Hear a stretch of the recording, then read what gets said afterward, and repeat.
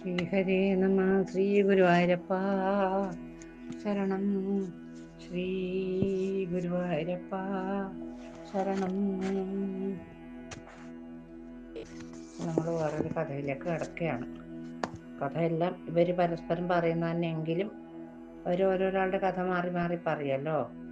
അതിൽ മനസ്വാമി, എന്താ മനസ്വാമി പറഞ്ഞാൽ ശശിപ്രഭയും അങ്ങനെയുള്ള കഥയാണ്. രണ്ടുപേരുടെ കഥയാണ് ഇന്ന് വർണ്ണിക്കുന്നത്. ത്രിവിക്രമസേന രാജാവ് പിന്നെ എഞ്ചുന്ന മൃതശരീരമെടുത്ത് തോളിലിട്ടുകൊണ്ട് നടന്നപ്പോൾ വേതാളം മറ്റൊരു കഥ പറയാൻ ആരംഭിച്ചു. പണ്ട് നേപ്പാള രാജ്യത്ത് ശിവപുരം എന്നൊരു നഗരമുണ്ടായിരുന്നു. അവിടെ യശകേതു എന്ന രാജാവാണ് ഭരിച്ചിരുന്നത്. രത്നസാഗരൻ എന്ന മന്ത്രിയായിരുന്നു അദ്ദേഹത്തിന് എല്ലാ വിജയങ്ങൾക്കും കാരണഭൂതൻ. പേരിൽ തന്നെ ഉണ്ടല്ലോ രത്നസാഗരൻ. രാജാവിന് ചന്ദ്രപ്രഭ എന്ന രാജ്ഞി ശശിപ്രഭ എന്നൊരു പുത്രി ജനിച്ചു. അതിസുന്ദരിയായ അവൾ യൗവനയുക്തിയായിരിക്കുന്ന നാളുകളിൽ ഒരു വസന്തോത്സവത്തിൽ പങ്കെടുക്കാൻ പോയി. മനസ്വാമി എന്നൊരു ബ്രാഹ്മണ യുവാവ് അവിടെ വെച്ച് അവളെ കണ്ട് മോഹിച്ചു. കാമദേവനെ പോലെ സുന്ദരനായ യുവാവിനെ ശശിപ്രഭയും മനസ്സിൽ കുടിയിരുത്തി. ഒരേ തന്നെയാണ്, അതിസുന്ദരനും അതിസുന്ദരിയും ഉണ്ടാവും, അവർ പരസ്പരം കുടിയിരുത്തും. ഇതാണ് ഇതിലുള്ള കഥയുടെ ഒക്കെ ഇതിവൃത്തം. അവരങ്ങനെ അന്യോന്യം നോക്കി നിൽക്കെ വലിയൊരു ബഹളം കേട്ടു. ഒരാന മതമിളകി പാഞ്ഞു വരികയായിരുന്നു. അത് കണ്ട് ഭയന്ന് സർവരും ഓടി രക്ഷപ്പെട്ടു. രാജകുമാരി ഒറ്റക്കായതുകൊണ്ട് മനസ്വാമി ഓടിച്ചെന്ന് അവളെ ഭാര്യ എടുത്ത് അകലേക്ക് ഓടി രക്ഷപ്പെട്ടു. പിന്നീട് അന്തരീക്ഷം ശാന്തമായപ്പോൾ രാജകുമാരിയെ അന്വേഷിച്ചെത്തിയ സേവകരും തോഴിമാരും ചേർന്ന് അവളെ കൊട്ടാരത്തിലേക്ക് കൂട്ടിക്കൊണ്ടുപോയി. കൊട്ടാരത്തിലെത്തിയ രാജകുമാരി തന്നെ രക്ഷിച്ച കാമദേവനെ തന്നെ ഓർത്ത് വിരഹിണിയായി കഴിഞ്ഞു. മനസ്വാമിയുടെ മനസ്സും അവളെ മാത്രം ഓർത്ത് കഴിയായിരുന്നു. പിറ്റേന്ന് പ്രഥമ ദർശന അനുരാഗം എന്നൊക്കെ പറയുന്നില്ലേ, അതാണ്. പിറ്റേന്ന് മനസ്വാമി തന്റെ ഗുരുവായ മൂലം ദേവനെ ചെന്ന് കണ്ട് വിവരമെല്ലാം അറിയിച്ചു. മൂലം ദേവൻ ഊരാടല്ല കേട്ടോ. മന്ത്രവിദ്യയും മായാവിദ്യയും ഒക്കെ അറിയുന്ന ഒരു സിദ്ധനാണ് ഗുരു. അദ്ദേഹം ഒരു ഗുളിക എടുത്ത് മനസ്വാമിയുടെ വാരിട്ട് കൊടുത്തു. ഉടനെ അവനൊരു സുന്ദരിയായ യുവതിയായി മാറി. ഗുരുവും ആ ഗുളിക വാരിട്ടപ്പോൾ ഒരു വൃദ്ധ ബ്രാഹ്മണനായി തീർന്നു. ഇരുവരും കൂടി യശകേതു രാജാവിന്റെ കൊട്ടാരത്തിലെത്തി. ഗുരു രാജാവിനോട് പറഞ്ഞു, പ്രഭു, എന്റെ പുത്രവധുവായി ഞാൻ കണ്ടുപിടിച്ചു കൊണ്ടുവന്നതാണ് ഈ കന്യക. ആര് പറയുന്നത്? ഗുരു പറയുന്നത്. ഇവളെയും കൊണ്ട് വന്ന് നോക്കുമ്പോൾ പുത്രനെ കാണാനുണ്ട്. ഞാൻ അവനെ അന്വേഷിച്ചു പോകുകയാണ്. മടങ്ങി വരും വരെ എൻ്റെ ഈ കുട്ടിയെ അവിടുന്ന് കൊട്ടാരത്തിൽ സംരക്ഷിക്കണം എന്ന് പറഞ്ഞു. രാജാവ് അത് സമ്മതിച്ചു. പാവൻ രാജാവ് ആ കന്യകയെ തൻ്റെ മകളുടെ തോഴിയായി ഏൽപ്പിച്ചു കൊടുക്കുകയും ചെയ്തു. അല്പ ദിവസം കൊണ്ട് മനസ്വാമി എന്ന കന്യക രാജകുമാരിയുടെ ഏറ്റവും അടുത്ത സഖിയായി മാറി. ഒരു രാത്രി രാജകുമാരി വിരഹാർത്ഥിയായിരിക്കുന്നതുകൊണ്ട് മനസ്വാമി കാരണം ചോദിച്ചു. കുമാരി മനസ്വാമിയെ കണ്ടതും മനസ്സാവരിച്ചതുമെല്ലാം സഖിയോട് വിസ്തരിച്ചു പറഞ്ഞു. തന്നെ രാജകുമാരി എത്രമാത്രം സ്നേഹിക്കുന്നു എന്നറിഞ്ഞ് കന്യകാരൂപിയായ മനസ്വാമി അത്യധികം സന്തോഷിച്ചു. ഉടനെ അയാൾ വായിൽ നിക്ഷേപിച്ചിരുന്ന ഗുളിക എടുത്തതും സ്വന്തം രൂപം വെളിവായി. ആശ്ചര്യവും സന്തോഷവും കൊണ്ട് മതിമറന്ന ശശിപ്രഭ അയാളെ ആലിംഗനം ചെയ്തു. പിന്നെ അവർ മദനകേളികളിൽ മുഴുകി. നേരം പുലരാറായപ്പോൾ മനസ്വാമി ഗുളിക വായിലിട്ടു കന്യകയായി മാറുകയും ചെയ്തു. അങ്ങനെ പകൽ തോഴിയും രാത്രിയിൽ തോഴനുമായി അവരങ്ങനെ സുഖിച്ചു വാണു. അങ്ങനെ ഇരിക്കെ യശകേതുവിന്റെ ഭാര്യാ സഹോദരനായ മൃഗാംഗദത്തൻ എന്ന രാജാവിന്റെ പുത്രി മൃഗാംഗവതിയെ യശകേതുവിന്റെ മന്ത്രിയായ പ്രജ്ഞാസാഗരന്റെ മകന് വിവാഹം ചെയ്തു കൊടുത്തു. ആ വിവാഹ ചടങ്ങിൽ ശശിപ്രഭയും തോഴിയും പങ്കെടുത്തിരുന്നു. തോഴിയുടെ സൗന്ദര്യം കണ്ട് മന്ത്രിപുത്രന്റെ മനസ്സിൽ കാമമുദിച്ചു. നവവധുവിനെ പോലും മറന്ന അയാളെ കന്യകയെ കുറിച്ചു തന്നെ ചിന്തിച്ചു കൊണ്ടിരുന്നു. മകന്റെ പാരവശ്യത്തിന് കാരണം മനസ്സിലാക്കിയ മന്ത്രി രാജാവിനെ കണ്ട് ആ കന്യകയെ തന്റെ മകന് നൽകണമെന്ന് അഭ്യർത്ഥിച്ചു. രാജാവ് അതനുസരിച്ചില്ലെങ്കിൽ തന്റെ മകൻ മരിച്ചു കളയുമെന്നും അവൻ മരിച്ചാൽ താനും ഒപ്പം മരിക്കേണ്ടി വരുമെന്നൊക്കെ ഈ മന്ത്രി പറഞ്ഞു. അപ്പോൾ രാജാവ് ചിന്താക്കുഴപ്പത്തിലായി. എന്താ, ബ്രാഹ്മണൻ തന്നെ ഏൽപ്പിച്ചുപോയ പെൺകുടിയല്ലേ, അയാളുടെ പുത്രവധു ആകേണ്ടവളാണത്. അവൾ എങ്ങനെ അയാളുടെ അനുവാദമില്ലാതെ മറ്റൊരാൾക്ക് കൊടുക്കും? ഒടുവിൽ മറ്റു സജീവന്മാരുടെയൊക്കെ അഭിപ്രായം ചോദിച്ച ശേഷം കന്യകയെ മന്ത്രിപുത്രന് കൊടുക്കാൻ തന്നെ തീരുമാനിച്ചു. കന്യകയുടെ അഭിപ്രായം ചോദിച്ച രാജാവിനോട് അവൾ പറഞ്ഞു, ഞാൻ മറ്റൊരാൾക്കായി നിശ്ചയിക്കപ്പെട്ടവളാണ്. എങ്കിലും അങ്ങ് ആജ്ഞാപിച്ചാൽ അനുസരിക്കാൻ പ്രജ എന്ന നിലയിൽ ഞാൻ ബാധ്യസ്ഥയാണല്ലോ. അതുകൊണ്ട് സമ്മതിക്കുന്നു. പക്ഷെ ഒരു വ്യവസ്ഥയുണ്ട്. വിവാഹശേഷം 6 മാസം ദീർഘിക്കുന്ന തീർത്ഥാടനത്തിന് എൻ്റെ ഭർത്താവ് പോയിരിക്കണം. അതിനുശേഷമേ ഞാൻ അദ്ദേഹത്തിന്റെ മണിയറയിൽ പ്രവേശിക്കൂ. രാജാവ് മന്ത്രിപുത്രനോട് ഈ വിവരം പറഞ്ഞതനുസരിച്ച് അയാൾ തീർത്ഥാടനത്തിന് പുറപ്പെട്ടു. എന്നാലും മതി, 6 മാസം കഴിഞ്ഞത്. കന്യാരൂപധാരിയായ പുതിയ ഭാര്യയെ മൃഗാംഗവതിക്കൊപ്പം താമസിപ്പിച്ചിട്ടാണ് മന്ത്രിപുത്രൻ പോയത്. മൃഗാംഗവതിയും മനസ്വാമി എന്ന പ്രച്ഛന്ന കന്യകയും വളരെ വേഗം അടുത്ത സഖിമാരായി. ഒരു രാത്രി മൃഗാംഗവതി തോഴിയോടൊരു കഥ പറയാൻ ആവശ്യപ്പെട്ടു. പണ്ട് സൂര്യവംശജനായ നളൻ എന്ന രാജാവ് പാർവതീ ശാപത്താൽ സ്ത്രീരൂപം പ്രാപിച്ചതും അവളെ ദേവോദ്യാനത്തിൽ വെച്ച് കണ്ട് ബുധൻ കാമിച്ചതും അവളിൽ ബുധന് പുരൂരവസ് എന്ന പുത്രനുണ്ടായതും ആയ കഥയാണ് തോഴി പറഞ്ഞു കേൾപ്പിച്ചത്. ഇങ്ങനെയൊക്കെ സംഭവിക്കുമോ എന്ന് ആശ്ചര്യപ്പെട്ട മൃഗാംഗവതിയോട് പുരുഷന്മാർക്ക് മാത്രമല്ല മനുഷ്യർക്കും ദേവന്മാർക്ക് മാത്രമല്ല മനുഷ്യർക്കും ചില മന്ത്രവിദ്യകൾ ഉപയോഗിച്ച് പുരുഷനും സ്ത്രീയും മറിച്ചുമൊക്കെ ആകാൻ കഴിയുമെന്ന് മനസ്വാമി പറഞ്ഞു. തുടർന്ന് അയാൾ എന്ത് ചെയ്തു? വായിൽ നിന്ന് ഗുളിക എടുത്തു. ഊതരിയാതെ ഗുളികയാൻ തോന്നുന്നു പുരുഷരൂപം പ്രദർശിപ്പിച്ചു. ഭർത്തൃവിരഹത്താൽ കാമാർത്തിയായിരുന്ന മൃഗാംഗവതി അയാളെ പിന്നെ അവർ അവിടെ ഒരു കാമോത്സവം തന്നെ നടത്തി. നേരം പുലർന്നപ്പോൾ അയാൾ പഴയപടി സ്ത്രീരൂപം സ്വീകരിക്കുകയും ചെയ്തു. മന്ത്രിപുത്രൻ തീർത്ഥാടനം കഴിഞ്ഞ് മടങ്ങി വരാറായപ്പോൾ മനസ്വാമി മൃഗാംഗദത്തോടൊപ്പം ഒരു രാത്രി അവിടെ നിന്ന് പോവുകയും ചെയ്തു. ഈ സമയത്ത് ഗുരുവായ മൂലദേവൻ ബ്രാഹ്മണ വേഷത്തിൽ രാജാവിനെ സമീപിച്ചു. ഒപ്പം ശശി എന്ന തന്റെ ഒരു ശിഷ്യനെയും കൂട്ടിയിരുന്നു. തന്റെ പുത്രവധുവിനെ വിട്ടുതരണമെന്ന് അയാൾ അഭ്യർത്ഥിച്ചു. രാജാവ് മറുപടി പറഞ്ഞു, അങ്ങയുടെ പുത്രവധു ഒരു രാത്രി ഇവിടെ നിന്നും ഒളിച്ചോടിപ്പോയി. അവളോടൊപ്പം മന്ത്രിപുത്രന്റെ വധുവും പോയിട്ടുണ്ട്. ഈ അപരാധത്തിന് പ്രായശ്ചിത്തമായി എൻ്റെ മകളെ ഞാൻ അങ്ങയുടെ പുത്രന്റെ വധുവായി നൽകാം. അങ്ങ് ക്ഷമിക്കണം എന്ന് പറഞ്ഞു. ബ്രാഹ്മണനോട് വല്ലത് സമ്മതിച്ചു. രാജകുമാരിയെ പുത്രവധുവായി സ്വീകരിച്ചുകൊണ്ട് പോയി. തന്റെ ആസ്ഥാനത്തെത്തിയപ്പോഴേക്കും മനസ്വാമിയും അവിടെ എത്തി. അവിടെ ഒരു തർക്കമുണ്ടായി. മനസ്വാമി പറഞ്ഞു, കന്യകയായി ഇവളെ ഗുരുവിന്റെ സഹായത്താൽ ഞാനാണ് ആദ്യം വിവാഹം കഴിച്ചത്. അതുകൊണ്ട് ഇവളെ എനിക്ക് വിട്ടുതരണം. അത് കേട്ട് ശശി പറഞ്ഞു, ഇവളുടെ പിതാവ് അഗ്നിസാക്ഷിയായി എനിക്ക് കൈപിടിച്ചു തന്ന വധുവാണ് ഇവള് നിനക്കെന്താണ് അവകാശം? അടിപിടി തന്നെ, സുന്ദോപസുന്ദന്മാരെ മാതിരി അവര്. ആ തർക്കം അങ്ങനെ തുടർന്നു. ആകട്ടെ രാജൻ, അങ്ങയുടെ അഭിപ്രായത്തിന് ആർക്കാണ് ശശിപ്രഭയുടെ ഭർത്താവായിരിക്കാൻ യോഗ്യത എന്ന് ചോദിച്ചു വേതാളം. രാജാവ് പരസ്യമായി തന്റെ മകളെ വിവാഹം കഴിച്ചു കൊടുത്തത് ശശിക്കായതുകൊണ്ട് അയാൾ തന്നെയാണ് അവളുടെ ഭർത്താവ്. ഇങ്ങനെ പറഞ്ഞു. ഇത് കേട്ടതും പാതി കേൾക്കാത്തത് പാതി. വേതാളം പിന്നെയും മുരിക്കുമരത്തിൽ തൂങ്ങിക്കിടന്നു. അങ്ങനെ രാജാവ് പോയി വീണ്ടും താഴെ ഇറക്കി തോളിലേറ്റി നടക്കുന്ന സമയത്ത് രാജാവിന്റെ ഉത്സാഹം കൊണ്ട് അഭിനന്ദിച്ചുകൊണ്ട് വേതാളം മറ്റൊരു കഥ പറയാൻ തുടങ്ങി. ഹിമവൽ പർവ്വത നിരകൾക്ക് മുകളിൽ കാഞ്ചനപുരം എന്നൊരു നഗരമുണ്ട്. വിദ്യാധര രാജാവായ ജീമോദകേതുവാണ് ഒരിക്കൽ അവിടം ഭരിച്ചിരുന്നത്. പൂർവിക സുഹൃത്തത്താൽ ആർജിക്കപ്പെട്ട ഒരു കൽപ്പക വൃക്ഷവും ഉണ്ടായിരുന്നു കൊട്ടാരത്തിന്റെ ഉദ്യാനത്തിൽ. ആർക്ക് എന്ത് വേണമെങ്കിലും ദാനം ചെയ്യുന്ന ദേവവൃക്ഷമായിരുന്നു അത്. ജീമൂതവാഹൻ തനിക്കൊരു സൽപുത്രനുണ്ടാകണമെന്നാണ് കൽപ്പവൃക്ഷത്തോട് അപേക്ഷിച്ചത്. അതിന്റെ ഫലമായി അദ്ദേഹത്തിന് ജീമൂതവാഹനൻ എന്നൊരു പുത്രനുണ്ടായി. ശ്രീബുദ്ധന്റെ അംശാവതാരമായ ആ പുത്രന് മുജ്ജന്മസ്മരണയും ഉണ്ടായിരുന്നു.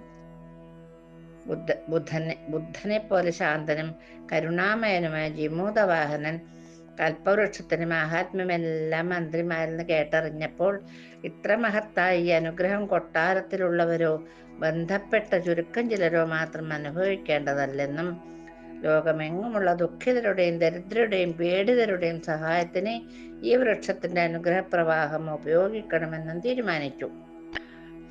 തന്റെ മനസ്സിലെ ഉദാത്ത ചിന്തകൾ അദ്ദേഹം പിതാവിനോട് പങ്കുവെച്ചു. മകന്റെ ആഗ്രഹം പോലെ ചെയ്തു കൊള്ളാൻ അദ്ദേഹം സമ്മതിച്ചു. ജീമൂതവാഹൻ കൽപ്പവൃക്ഷത്തെ സമീപിച്ച് ലോകമെങ്ങുമുള്ള ദാരിദ്ര്യവും കഷ്ടപ്പാടുകളും അവസാനിപ്പിച്ചിട്ട് ഇഷ്ടമുള്ളിടത്തേക്ക് പോയി കൊള്ളാൻ പറഞ്ഞു. ഉടനെ കൽപ്പവൃക്ഷം എന്ത് ചെയ്തു? ആകാശത്തേക്ക് ഉയർന്നു. അതിൽ നിന്ന് ലോകമെമ്പാടും ധനം വർഷിക്കാൻ തുടങ്ങി. എല്ലാവർക്കും ആവശ്യത്തിലും അതിലേറെയും സമ്പത്തുണ്ടായി. ദാരിദ്ര്യമെങ്ങും കാണാനില്ലാതായി. അതിനെല്ലാം കാരണഭൂതനായ ജീമൂതവാഹനെ ലോകജനത അപ്പാടെ ശ്ലാഘിക്കുകയും അനുഗ്രഹിക്കുകയും ചെയ്തു. പക്ഷേ അദ്ദേഹം അത്രയേറെ പ്രശംസിക്കപ്പെടുന്നത് രാജവംശത്തിലെ ചില അസൂയാലുക്കൾക്ക് ഇഷ്ടമായില്ല. അതങ്ങനെയാണല്ലോ, ആർക്കും മറ്റൊരാളെ നല്ലത് പറയുന്നത് ഇഷ്ടപ്പെടുന്നില്ലല്ലോ. ഇന്നും അങ്ങനെ തന്നെ. അത്തരക്കാരെല്ലാം കൂടി ഒത്തുചേർന്ന് സൈന്യബലം കൂട്ടി ജീമൂതകേതുവിനോട് യുദ്ധം ചെയ്യാൻ ഒരുങ്ങി. അതറിഞ്ഞവരെ നേരിടാൻ ജീമൂതകേതു ഒരുങ്ങിയപ്പോൾ അച്ഛൻ്റെ അടുത്ത് ചെന്ന് ജീമൂതവാഹനൻ പറഞ്ഞു, നമുക്ക് ഈ യുദ്ധത്തിൽ നിന്ന് പിന്മാറാം അച്ഛാ. യുദ്ധത്തിൽ ആര് ജയിച്ചാലും ഒരുപാട് രക്തച്ചൊരിച്ചിലുണ്ടാവും. അനേകായിരം ഭടന്മാരും അവരുടെ കുടുംബാംഗങ്ങളും ദുഃഖത്തിലാടും. അങ്ങനെ സംരക്ഷിച്ചെടുക്കുന്ന രാജ്യം നമുക്ക് എന്തിനാണ് അച്ഛാ? അതുകൊണ്ട് ഈ രാജ്യം അവർ എടുത്തുകൊള്ളട്ടെ. നമുക്കിതെല്ലാം തിരിച്ച് എങ്ങോട്ടെങ്കിലും പോകാം എന്ന് ആ നല്ലവനായ മകൻ അച്ഛനോട് പറയുകയാണ്. മകന്റെ അഭിപ്രായമാണ് ശരിയെന്ന് തോന്നിയ പിതാവ് സകുടുംബം രാജ്യം വിട്ട് മലയപർവ്വതത്തിലേക്ക് കുടിയേറി. അവിടെ ചന്ദനമരങ്ങളുടെ തണലിൽ ഒരു തപോവനം സൃഷ്ടിച്ചവർ ശാന്തചിത്തരായി വസിച്ചു. അവിടെ അവരുടെ അയൽവാസിയായ വിശ്വാവസു എന്ന സിദ്ധരാജന്റെ പുത്രനായ മിത്രാവസു ജീമൂതവാഹന്റെ ചങ്ങാതിയായി. ഒരു ദിവസം ഏകാഗ്രിയായി ആ പ്രദേശമെല്ലാം ചുറ്റി നടന്ന് കാണുന്നതിനിടയിൽ അവിടെ ഒരു ദേവീക്ഷേത്രം കണ്ട് ജീമൂതവാഹൻ ദർശനം നടത്താൻ അങ്ങോട്ട് കയറി ചെന്നു. അവിടെ ഒരു കന്യക തോഴിമാരാൽ പരിവൃതയായി വീണ വായിച്ചു കൊണ്ടിരിക്കുന്നത് ജീമൂതവാഹനൻ കണ്ടു. അതിസുന്ദരിയായ അവളോട് അദ്ദേഹത്തിന് അനുരാഗം തോന്നി. ആ കന്യകക്കും ജീമൂതവാഹനോട് ആദ്യ ദർശനത്തിൽ തന്നെ അനുരാഗമുദിച്ചു. ആ കന്യകയുടെ തോഴി ജീമൂതവാഹനനെ സമീപിച്ച് അത് മലയവതിയാണെന്നും മിത്രാവസുവിന്റെ സഹോദരിയാണെന്നും അറിയിച്ചു. താൻ വിദ്യാധര കുലജാതനായ ജീമൂതവാഹനൻ ആണെന്ന് അദ്ദേഹവും പരിചയപ്പെടുത്തി. തുടർന്ന് അന്യോന്യം അനുരാഗബദ്ധരായവർ തോഴിമാരുടെ സാന്നിധ്യത്തിൽ അന്യോന്യം മാല ചാർത്തി വിവാഹിതരായി. തുടർന്ന് സ്വവസതിയിലേക്ക് പോയ മലയാവതിയുടെ വിരഹ ദുഃഖം വർണ്ണനാതീതമായിരുന്നു. ജീമൂതവാഹനന്റെ സ്ഥിതിയും അങ്ങനെ തന്നെ. ആ രാത്രി ഇരുവരും ഒരുവിധം തള്ളി നീക്കി. പിറ്റേന്ന് പ്രഭാതത്തിൽ ജീമൂതവാഹൻ ക്ഷേത്ര ദർശനത്തിനെന്നോണം തന്റെ ഹൃദയേശ്വരിയെ കാണാൻ ക്ഷേത്രാങ്കണത്തിലെത്തി. കാത്തിരുന്നു. ഒരുമിക്കുവാൻ കഴിയുന്നില്ലെങ്കിൽ ജീവൻ ഒടുക്കുക തന്നെ എന്നുദ്ദേശിച്ച് മലയവതിയും ക്ഷേത്രസന്നിധിയിൽ എത്തിയെങ്കിലും ഒരു വൃക്ഷത്തിന്റെ മറവ് മൂലം അവൾക്ക് ജീമൂതവാഹനെ കാണാൻ കഴിഞ്ഞില്ല. അവൾ ദേവിയോട്, അമ്മേ, ഈ ജന്മത്തിൽ അല്ലെങ്കിൽ അടുത്ത ജന്മത്തിലെങ്കിലും ജീമൂതവാഹനന്റെ ഭർത്താവായി തീരാൻ അനുഗ്രഹിക്കണേ എന്ന് പ്രാർത്ഥിച്ചു. അവിടെ നിന്ന് അശോകമരച്ചില്ലയിൽ ഉത്തരീയം കെട്ടി അതിൽ തൂങ്ങി മരിക്കാനൊരുങ്ങി. അപ്പോൾ ദേവി ആകാശത്തു നിന്നും അശരീരി ആയിട്ട് പറഞ്ഞു, മകളെ, സാഹസം വേണ്ടാട്ടോ. ഈ ജന്മം തന്നെ ജീമൂതവാഹനന്റെ ഭർത്താവായി തീരും എന്നനുഗ്രഹിച്ചു. ഈ അശരീരി ജീമൂതവാഹനം കേട്ടു. അദ്ദേഹം ഓടി വന്ന് തന്റെ പ്രിയതമയെ മരണത്തിൽ നിന്നും രക്ഷിച്ചു. ഈ സമയം അവിടെ ഓടിയെത്തി ഒരു തോഴി സന്തോഷ വാർത്ത അറിയിച്ചു. സഖി, എല്ലാം ഭഗവതിയുടെ അഭിഷ്ടം പോലെ ആയിരിക്കുന്നു. ഇതാ അല്പം മുമ്പ് ഭഗവതിയുടെ സഹോദരൻ പിതാവിനോട് മലയവതിയെ സദ്ഗുണസമ്പന്നനായ ജീമൂതവാഹനനെ വിവാഹം ചെയ്തു കൊടുക്കണമെന്ന് അപേക്ഷിക്കുകയുണ്ടായി. പിതാവ് അത് സസന്തോഷം സമ്മതിക്കുകയും ചെയ്തിരിക്കുന്നു എന്ന് പറഞ്ഞു. ഇത് കേട്ട് മലയവതിയും ജീമൂതവാഹൻ വളരെ വളരെ വളരെ സന്തോഷിച്ചു. ഇരുവരും അവരവരുടെ വസതികളിലേക്ക് മടങ്ങുകയും ചെയ്തു. തിരികെ ആശ്രമത്തിലെത്തിയ ജീമൂതവാഹനെ കാത്ത് മിത്രാവസു അവിടെ ഇരിക്കുന്നുണ്ടായിരുന്നു. അദ്ദേഹം നേരിട്ട് സന്തോഷ വാർത്ത അറിയിച്ചു. ആ സമയത്ത് ജീമൂതവാഹന് ജന്മസ്മരണയുണ്ടായി. കഴിഞ്ഞ ജന്മത്തിലും ഈ മിത്രാവസു തന്റെ സ്നേഹിതനും അയാളുടെ സഹോദരി തന്റെ ഭാര്യയുമായിരുന്നു എന്ന് അദ്ദേഹം ഓർമ്മിച്ചു. മിത്രാവസുവിനോട് അക്കാര്യം പറയുകയും ചെയ്തു. പിന്നെ ഒട്ടും കാലതാമസം കൂടാതെ എല്ലാവരുടെയും അനുഗ്രഹാശിസ്സുകളോടെ അവരുടെ വിവാഹം മംഗളമായി എന്ന് പറഞ്ഞാൽ പോരാ, സമംഗളം നടന്നു. അവരിരുവരും രതിമന്മഥന്മാരെ പോലെ സസുഖം വാണു.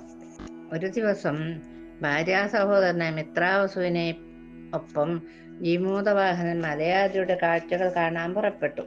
അളിയന്റെ കൂടെ പലതും കണ്ട് കണ്ട് കണ്ട് കറങ്ങി തിരിഞ്ഞവർ സമുദ്രതീരത്തുള്ള ഒരു വനപ്രദേശത്ത് എത്തിച്ചേർന്നു. അപ്പോൾ ഒരു ഭാഗത്ത് വലിയൊരു അസ്ഥിക്കൂമ്പാരം കണ്ടു. ഇതെന്താണെന്ന് ചോദിച്ച ജീമൂതവാഹനോട് മിത്രാവസു പറഞ്ഞു, ഗരുഡനും സർപ്പങ്ങളും ആജന്മ ശത്രുക്കളാണല്ലോ. പണ്ട് തന്റെ അമ്മയായ വിനതയെ അടിമയാക്കി വെച്ചതിന്റെ പ്രതികാരം തീർക്കാനായി ഗരുഡൻ കണ്ണിൽ കണ്ട നാഗങ്ങളൊക്കെ കൊന്നൊടുക്കാൻ തുടങ്ങി. ഒടുവിൽ നാഗരാജാവായ വാസുകി ഗരുഡനെ സമീപിച്ച് സർപ്പങ്ങളെ ഇങ്ങനെ കൂട്ടത്തോടെ കൊല്ലരുതേ, എല്ലാ ദിവസവും അദ്ദേഹത്തിനെതിരെ ഓരോ സർപ്പത്തെ ഇവിടെ അയച്ചു കൊള്ളാമെന്നും അതിനെ കൊന്നു തിന്നുകൊള്ളണമെന്നും അപേക്ഷിച്ചു. ഗരുഡൻ എന്തോ ഭാഗ്യത്തിന് സമ്മതിച്ചു. അന്ന് മുതൽ ഗരുഡൻ കൊന്നു തിന്ന നാഗങ്ങളുടെ അസ്ഥിക്കൂമ്പാരമാണത് എന്ന് പറഞ്ഞു. പാപം, സർപ്പങ്ങളുടെ ഗതിയോർത്ത് അവർ ദുഃഖിച്ചു നിൽക്കെ ഒരു ഭടൻ വന്ന് മിത്രാവസുവിനെ അച്ഛൻ അന്വേഷിക്കുന്നതായി അറിയിച്ചു. താൻ പിന്നീട് വന്നോളാമെന്ന് പറഞ്ഞ് ജീമൂതവാഹനൻ മിത്രാവസുവിനെ മടക്കി അയച്ചു. അങ്ങനെ തനിയെ നിൽക്കുമ്പോൾ ഒരു നിലവിളി കേട്ടു. അതെന്താണെന്ന് ശ്രദ്ധിച്ച സമയത്ത് സുന്ദരരൂപനായ ഒരു യുവാവ് ഉയർന്ന പാറക്കല്ലിനടുത്തേക്ക് നടക്കുന്നതും പിന്നാലെ വൃദ്ധയായ അവന്റെ അമ്മ കരഞ്ഞുകൊണ്ട് ഓടുന്നതുമാണ് കണ്ടത്. കാര്യം ജീമൂതവാഹന് മനസ്സിലായി. ഇന്നത്തെ ഗരുഡന്റെ ഇരയാണ് നാഗയുവാവ്. അവനെ രക്ഷപ്പെടുത്തണം. അവന് പകരം താൻ സ്വയം ഗരുഡന്റെ ഇരയാവുക തന്നെ എന്ന് തീരുമാനിച്ച് അദ്ദേഹം ആ യുവാവിനെയും വൃദ്ധയെയും പലതും പറഞ്ഞ് ക്ഷേത്ര ദർശനത്തിന് അയച്ചിട്ട് ആ പാറപ്പുറത്ത് കയറി കിടന്നു. ഈ സമയം ഗരുഡൻ പറന്നു വന്ന് തന്റെ പതിവുള്ള ഇരയെന്ന് കരുതി ജീമൂതവാഹനെ കാൽനഖങ്ങളാൽ ഇറക്കി എടുത്തു കൊണ്ടുപോയി മലയാദ്രിയുടെ കൊടുമുടിയിൽ വെച്ച് ഭക്ഷിക്കാൻ തുടങ്ങി. ഇതിനിടയിൽ ജീമൂതവാഹനന്റെ ശിരോരത്നം രക്തം പുരണ്ട് താഴെ വീണു. അത് ചെന്നു വീണത് മലയവതിയുടെ മുന്നിലാണ്. തന്റെ ഭർത്താവിന്റെ ശിരോരത്നമാണത് എന്ന് മനസ്സിലാക്കിയവൾ മാതാപിതാക്കളെ വിവരം അറിയിച്ചു. പിതാവായ മലയകേതു ദിവ്യദൃഷ്ടിയാൽ സംഭവിച്ചതെന്തെന്ന് മനസ്സിലാക്കി എല്ലാവരെയും കൂട്ടിക്കൊണ്ട് മലയപർവ്വതത്തിലെ ആ കൊടുമുടിയിലേക്ക് പോയി. ഈ സമയം ക്ഷേത്ര ദർശനം കഴിച്ചു വന്ന യഥാർത്ഥ ഇരയായ ശംഖചൂഡൻ എന്ന യുവാവ് തനിക്ക് പകരം ജീമൂതവാഹനൻ ഗരുഡന്റെ ഭക്ഷണമായി എന്ന് മനസ്സിലാക്കി അയാൾ നിലവിളിച്ചുകൊണ്ട് അങ്ങോട്ടോടി. ഈ സമയം തന്റെ ഇരയുടെ നിസ്സംഗഭാവവും ഗാംഭീര്യവും കണ്ട ഗരുഡനെ ഒരു സാധാരണക്കാരനല്ലല്ലോ എന്ന് സംശയം തോന്നി. ഉടനെ ഗരുഡൻ തീറ്റ നിർത്തി. അപ്പോൾ ജീമൂതവാഹൻ എന്താണ് പക്ഷീന്ദ്ര ഭക്ഷണം മതിയാക്കിയതെന്ന് ചോദിച്ചു. അത് കേട്ട് ഗരുഡൻ കുറ്റബോധത്തോട് ചോദിച്ചു, ഹേ മഹാത്മൻ, അങ്ങ് ആരാണ്? ഒരു നാഗമ അല്ലെന്ന് മനസ്സിലായി, പറയൂ, അങ്ങ് ആരാണ്? ജീമൂതവാഹനൻ താൻ നാഗമാണെന്നും ഭക്ഷണം തുടർന്നു കൊള്ളാനും പറഞ്ഞപ്പോഴേക്കും യഥാർത്ഥ ഇരയായ ശംഖചൂഡൻ ഓടി വന്ന് താനാണ് നാഗമെന്നും ഈ മഹാത്മാവ് തനിക്ക് പകരം സ്വയം ഇരയായി തീർന്നതാണെന്നുമുള്ള സത്യം അറിയിച്ചു. ജീമൂതവാഹൻ എന്ന ബുദ്ധാംശജനായ വിദ്യാധരനെയാണ് താൻ ഇത്ര നേരവും ക്രൂരമായി കൊത്തി മുറിച്ചു തിന്നുകൊണ്ടിരുന്നതെന്ന് മനസ്സിലാക്കിയ ഗരുഡൻ പശ്ചാത്താപവിവശനായി പറഞ്ഞു, ചക്രവർത്തിയാകാൻ പോകുന്ന അങ്ങയെ ആളറിയാതെ ഞാൻ ഉപദ്രവിച്ചു. എന്നോട് പൊറുക്കുക. ഇതിന് പ്രായശ്ചിത്തമായി അങ്ങേക്ക് ഏത് വരവും എന്നോട് ആവശ്യപ്പെടാം. ഇത് കേട്ട് ജീമൂതവാഹനൻ പറഞ്ഞു, അങ്ങ് ഇനി ഒരിക്കലും ഒരു നാഗത്തെ പോലും കൊല്ലരുത്. ഇവിടെ കിടക്കുന്ന ഈ അസ്ഥികളെല്ലാം നാഗങ്ങളായി ജീവിച്ചു വരികയും വേണം. അപ്രകാരം സംഭവിക്കട്ടെ എന്ന് ഗരുഡൻ വരം കൊടുത്തതും ജീമൂതവാഹന്റെ ശരീരം പഴയപടിയായി. ഒപ്പം ആയിരക്കണക്കിന് നാഗങ്ങൾക്ക് ജീവൻ ലഭിക്കുകയും ചെയ്തു. പിന്നീട് മലയവതിയോടും മാതാപിതാക്കളോടുമൊപ്പം ശംഖചൂഡ സമേതനായി ജീമൂതവാഹനൻ മടങ്ങിപ്പോന്നു. ജീമൂതവാഹനൻ പിന്നീട് വിദ്യാധര ചക്രവർത്തിയായി തീർന്നു. കഥ ഇങ്ങനെ പറഞ്ഞു നിർത്തിയിട്ട് വേതാളം രാജാവിനോട് ചോദിച്ചു, ഹേ രാജൻ, ജീമൂതവാഹനനോ ശംഖചൂഡനോ ആരാണ് കൂടുതൽ കർമ്മധീരൻ എന്ന് ചോദിച്ചു. അന്നേരം പറഞ്ഞു രാജാവ്, ജീമൂതവാഹനൻ ബുദ്ധന്റെ അംശാവതാരമാണ്. അദ്ദേഹം അനേക ജന്മങ്ങളായി ഇത്തരം ധർമ്മബുദ്ധി പ്രകടിപ്പിച്ചു പോന്നതാണ്. എന്നാൽ ഒരു സാധാരണ നാഗമായ ശംഖചൂഡൻ തനിക്ക് പകരം മറ്റൊരാൾ ഇരയായി നിറഞ്ഞപ്പോൾ സന്തോഷത്തോടെ രക്ഷപ്പെടാൻ നോക്കാതെ നേരെ ഗരുഡന്റെ അടുത്തേക്ക് ഓടിയെത്തിയില്ലേ? അവനാണ് കൂടുതൽ കർമ്മനിഷ്ഠ പ്രകടിപ്പിച്ചത്, ധർമ്മനിഷ്ഠ. രാജാവ് ഇങ്ങനെ ഉത്തരം നൽകിയ ഉടനെ വേതാളം മൃതദേഹത്തോടൊപ്പം രാജാവിന്റെ പിടിയിൽ നിന്ന് വഴുതി നേരെ ശിംശപാവൃക്ഷത്തിൽ പോയി തൂങ്ങിക്കിടന്നു. ഇത്രയും പറഞ്ഞ് നമുക്ക് ഇന്നത്തെ കഥ ഭഗവാന്റെ പാദത്തിൽ സമർപ്പിക്കാം. കഥ ഏതാണെന്നുള്ളതല്ല, എല്ലാം ഒക്കെ ഭഗവാന്റെ പാദത്തിൽ തന്നെ സമർപ്പിക്കണം. പണ്ടൊരു വൃദ്ധയായ സ്ത്രീയുടെ കാര്യം പറയാറുണ്ട്. അടിച്ചിട്ട് കിട്ടുന്ന പൊടിയൊക്കെ വാരി കളയുമ്പോഴും സർവം ശ്രീകൃഷ്ണാർപ്പണമസ്തു എന്ന് പറയൂ അത്രേ. അങ്ങനെ അവരെ ദേഷ്യം വന്ന് രാജാവിൻ്റെ അടുത്ത് എത്തിച്ചു എന്നും അപ്പോഴും സർവം ശ്രീകൃഷ്ണാർപ്പണമസ്തു ഇങ്ങനെ പറഞ്ഞുകൊണ്ടാണ് എല്ലാ കാര്യങ്ങളും ചെയ്യാറുള്ളതെന്നും പറഞ്ഞു. അങ്ങനെ ആ രാജാവിന് വളരെ സന്തോഷമായി എന്നൊക്കെ ഉള്ളൊരു കഥയുണ്ട്. അതുമാതിരി നമ്മൾ എന്ത് പറഞ്ഞാലും അത് പറയുന്നതൊക്കെ ഭഗവാന്റെ കീർത്തനായിട്ടും കാണുന്നതൊക്കെ ഭഗവത് സ്വരൂപമായിട്ടും കേൾക്കുന്നതൊക്കെ ഭഗവാന്റെ ലീലാവിലാസമായിട്ടും തീരേണമേ എന്ന് പ്രാർത്ഥിച്ചുകൊണ്ട് ഇന്നത്തെ ഭാഗം ആ തൃപ്പാദത്തിൽ സമർപ്പിക്കാം.